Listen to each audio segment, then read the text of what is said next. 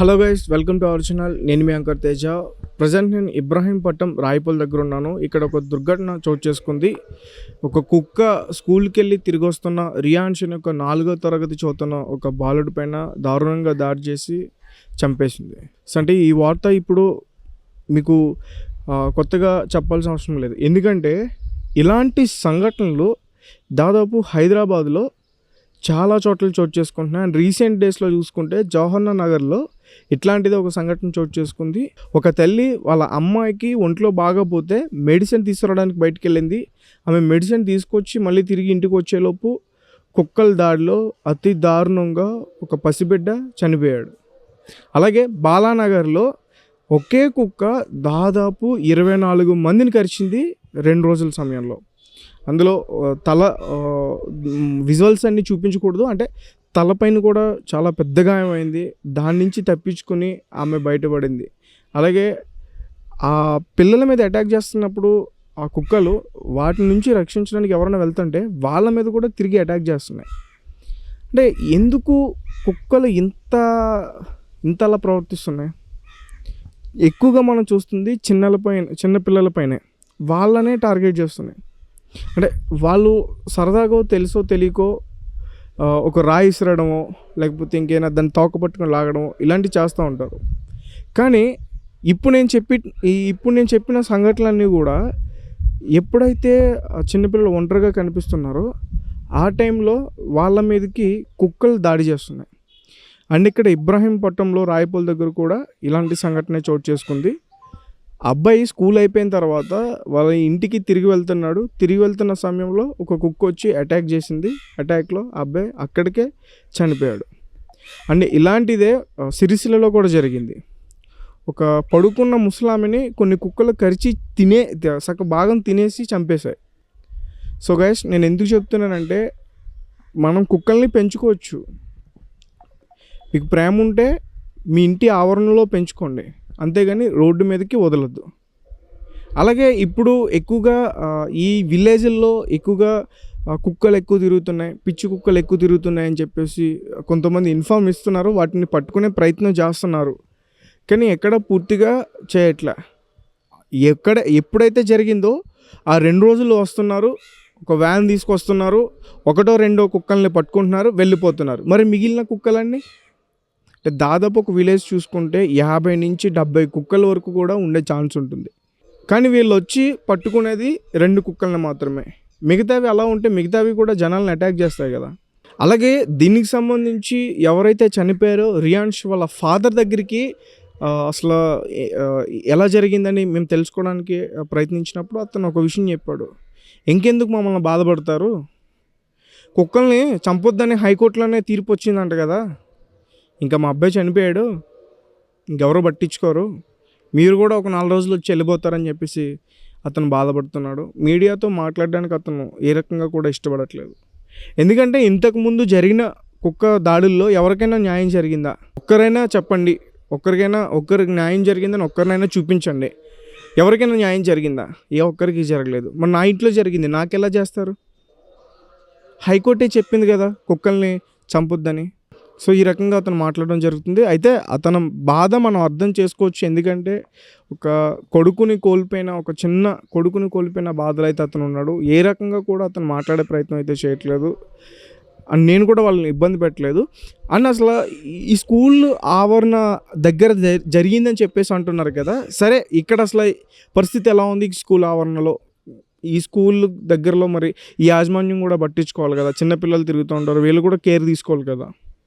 So ఇక్కడికి నేను రావడం జరిగింది. సో ఎంత నార్మల్గానే ఉంది. చుట్టూరు ప్రహారీ ఉంది. చుట్టూరి ప్రహారీ ఉన్న స్కూల్ లోపల మాత్రం ఒక పుట్ట ఉంది. సో స్కూల్ ఆవరణలో ఒక పుట్టు ఉంది. ఇది ఒక ఆట స్థలం. ఒకసారి మీరు చూస్తే అర్థమవుతుంది. ఈ పక్కనే దీన్ని అప్ అండ్ డౌన్ అంటారు. ఇక్కడ పిల్లలు ఆడుకుంటారు. మనం పూజిస్తాం, మనకు తెలుసు. వాటి జోలికి మనం వెళ్ళకపోతే అవి మన జోలికి రావు. కానీ చిన్నపిల్లలకి తెలియదు కదా. చిన్నపిల్లలు సరదా వాటి మీద రాడిసిరితే ఆ పాములు వాళ్ళని అటాక్ చేస్తే, ఆ విషయం ఎక్కి వాళ్ళకి చనిపోతే ఎవరు రెస్పాన్సిబిలిటీ? సో స్కూల్ యాజమాన్యం కూడా ఇక్కడ నిర్లక్ష్యం వహించింది దీని పట్ల.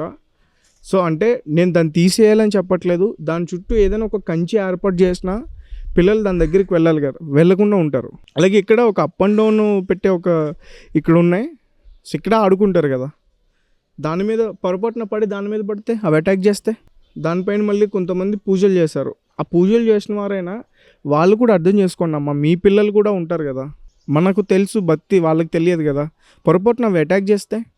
కాబట్టి స్కూల్ యాజమాన్యం కూడా ఇక్కడ నిర్లక్ష్యంగా అనిపిస్తుంది. ఖచ్చితంగా దాని చుట్టూ కంచె ఏర్పాటు చేయాలి. పొరపాటున దాని మీద ఎవరైనా పడితే చాలా ఇబ్బంది జరిగే అవకాశం ఉంటుంది, ఖచ్చితంగా ప్రాణ నష్టం జరిగే అవకాశం ఉంటుంది. చిన్నపిల్లలు అంత ఈజీగా వాటి నుంచి తప్పించుకోలేరు. మనం అయితే పరిగెడతాం, వాళ్ళు పరిగెట్టలేరు, భయంతో అక్కడే కుప్పగోలిపోతారు. అలాగే ఒక స్కూల్, పుడమి స్కూల్, దీనికి సంబంధించి కొంచెం ఈ స్కూల్ ఆవరణలో చూస్తే కూడా అంటే ఏదో ఉండాలని ఉన్నట్టు ఉన్నాయి. సరిగ్గా ప్లే గ్రౌండ్ లేదు, ఆ వైర్స్ అవన్నీ చూస్తే అట్లా వదిలేశారు. అవి కాళ్ళకు తగిలి ఎవరన్నా పడిపోతారో, ఒకవేళ పవర్ ఉంటే కరెంట్ షాక్ కొట్టే అవకాశం ఉంటుంది. సో ఇంత నిర్లక్ష్యం ఉంది.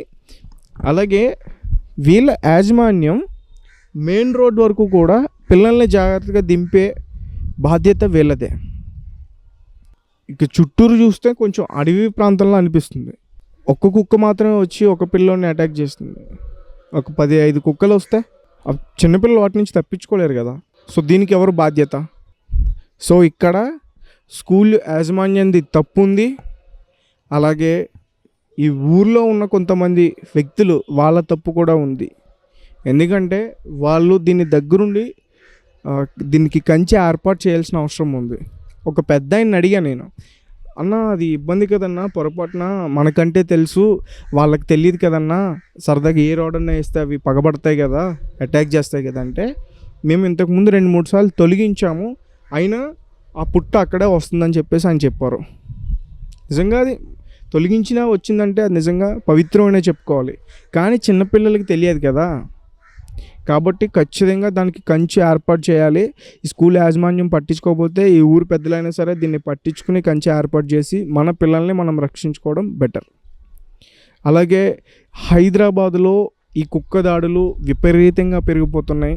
ఒక్క చోటని కాదు, చాలా చోట్ల పెరిగిపోతున్నాయి. కొన్ని మాత్రమే న్యూస్ల్లోకి వస్తున్నాయి, కొన్ని రావట్లేదు. సో దీనికి సంబంధించి ప్రభుత్వం వెంటనే స్పందించాలి. ఈ కుక్కల దాడిలో ఎవరైతే చనిపోతున్నారో వాళ్ళకి ఖచ్చితంగా వాళ్ళ కుటుంబాలని ఆదుకోవాలి. ఎందుకంటే మీరు ఆర్థికంగా ఎంత ఆదుకున్నా పోయిన ప్రాణాన్ని అయితే మళ్ళీ మీరు తిరిగి తీసుకురాలేరు.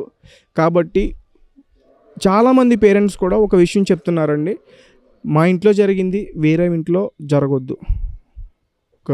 ఒక 4 ఏళ్ళు 5 ఏళ్ళు ఒక కొడుకు కానీ కూతురు కానీ చనిపోతే ఆ బాధ చాలా దారుణంగా ఉంటుంది. కాబట్టి వాళ్ళు ఒకటే కోరుకుంటున్నారు, మాలాగా ఇంకెవరికి జరగొద్దు. ఇప్పుడే వెంటనే యాక్షన్ తీసుకుని వాటిని పట్టాలి. ఊర్లో ఎక్కడ అయితే ఉన్నాయో వాటిని పట్టి వాటిని వేరే ప్రాంతానికి తరలించాలి అని చెప్పేసి చాలామంది పేరెంట్స్ కూడా డిమాండ్ చేస్తున్నారు. కానీ ఇప్పటివరకు కూడా ఎక్కడ ఈ దాడులు తగ్గలేదు. అంటే ఒక దాడి జరిగిన తర్వాత దాన్ని యాక్షన్ తీసుకున్న తర్వాత కూడా ఈ కుక్క దాడులు తగ్గట్లే. ఎందుకంటే ఎక్కడైతే జరిగిందో ఆ ప్రాంతంలో మాత్రమే పట్టించుకుంటున్నారు. మరి మిగిలిన ప్రాంతాలు, ఒకరోజు హైదరాబాదు, ఒకరోజు సిరిసిల్ల, ఒకరోజు బాలానగర్, ఒకరోజు ఇబ్రహీంపట్నం, రాయిపోల్, ఇలా వేరు ప్రాంతాల్లో రోజుకొక న్యూస్ ఖచ్చితంగా వస్తుంది. కుక్క దాడుల్లో మరణించిన బాలిక, రోజుకొక న్యూస్ వస్తుంది. కాబట్టి వెంటనే ప్రభుత్వం తక్షణమే యాక్షన్ తీసుకుని ఈ కుక్క దాడిలో చిన్నపిల్లలు మరణించకుండా వాళ్ళని సేవ్ చేస్తారని నేను మా ఛానల్ తరపు నుంచి కోరుకుంటున్నాను. Thank you for watching. Thank you so much.